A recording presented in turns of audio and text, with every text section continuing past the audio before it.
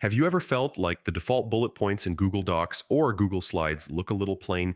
The great news is you don't have to settle for the basics. You can actually customize bullet points to match the style and tone of your project, and I'll show you exactly how. Let's start with Google Slides. Open your browser, head over to Google Slides, and sign in with your Google account so your work syncs across devices. On the homepage, you can either pick a blank presentation to start fresh or choose one of the available templates. Once your slide deck is open, click inside the text box where you want bullet points. Highlight your text and then head up to the toolbar.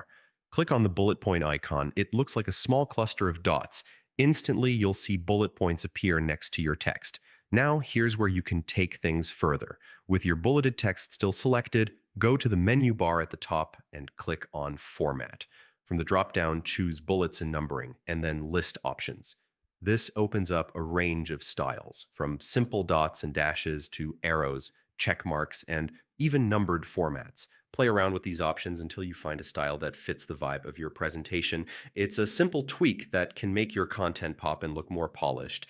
The process in Google Docs is very similar. Open your document, highlight the text you want to format, and click the bullet point icon in the toolbar. To customize, go to Format, then Bullets and Numbering, and you'll see the same set of style options. This works perfectly whether you're outlining ideas, writing lists, or creating study notes.